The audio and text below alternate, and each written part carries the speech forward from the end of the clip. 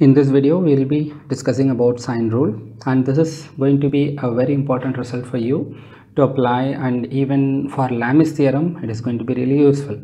And Lami's theorem is actually derived based on this. So what is sine rule? It's so simple. Let us consider a triangle. Suppose you are considering a triangle. Let me use that. Let me construct a triangle. Suppose this is one side of the triangle. This is another side of the triangle. This is another side of the triangle. So we have constructed a triangle, and let us name the vertices of these triangles. Suppose this is vertex A, vertex B, vertex C. And now what we do, let us give the names for the angles. Suppose the angle CAB. Let's say this angle is A. The angle at the vertex B, let us call it B. Angle at vertex C, let us call it C. Now, two more things. The sides of the triangle. Basically, in sine rule, we are going to connect the angle and the length of the side. That is what we are going to connect. And the angles, this is C, capital C. Let us consider this length as C. Let us consider this length of the triangle as, this is opposite to A, let us call it A. And let us consider this side triangle, this is opposite to B, let us call it B. Okay, so we are going to name them right now. So opposite to A is A, and opposite to C is C. C, A, and then this small b are all lengths. Capital A, capital B, capital C are not only the angles, we name them verticals also. Now we are going to consider two lines. We are going to draw a perpendicular line to the other side from the vertex. From C, let us draw a perpendicular line from here to this. It's a perpendicular line. Once you draw a perpendicular line, let us name this point also. Let us name this point P. Now consider a triangle ACP. This triangle, this is right angle now, because we drew the line in such a way that these two are right angles.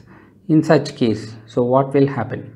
In this triangle ACP or ACP, A is this angle, this is opposite side. Let us give the length of this opposite side is A, and let us write right now what is sine A in the triangle ACP.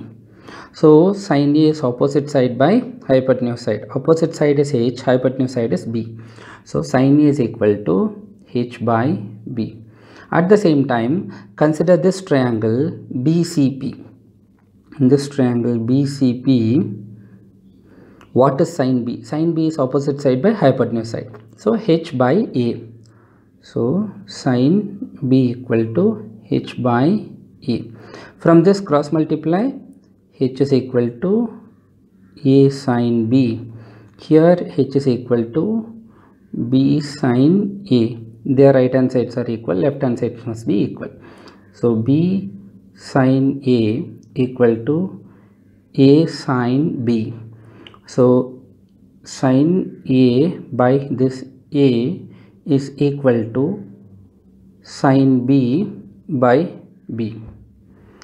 And what we are going to do is to get the complete picture, we are also going to draw a perpendicular to the other side.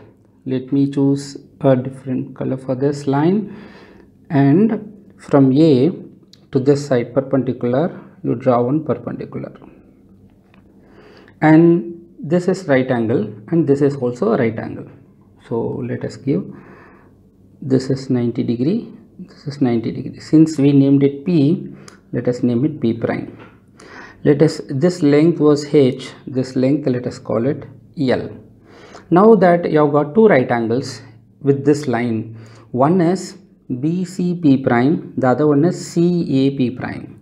So now what we will do is, in this triangle BCP prime, what do we get? Sine B is opposite side by hypotenuse side, because in this triangle this is the hypotenuse side, this is the adjacent side, this is the opposite side. Opposite side is L. So now what are we writing is sine of this angle B is opposite side L by hypotenuse side. This hypotenuse side, this one, this side BA is actually C. At the same time, in this triangle CAP prime, in this triangle CAP prime, what is this angle is C, right? C's opposite side is L. So sine C equal to opposite side L by hypotenuse side, this side. So for this triangle, this is the hypotenuse side, so that is B. Then L is equal to C sine B and L is equal to B sine C. Since right angle side and left hand sides are equal, then C sine B equal to B sine C. So sine B by B equal to sine C by C. Now in this, look at these two equations. These two are equal, right? So sin A by A is equal to sin B by B. Sin B by B is actually equal to sin C by C. So let us write them all together. We'll get that relation. What is that? Sin A by A. This is length. So sin B by B, which is equal to sin C by C, where A, B and C are the angles. A, B and C, these small a, B and C are lengths. So this is what sine rule is.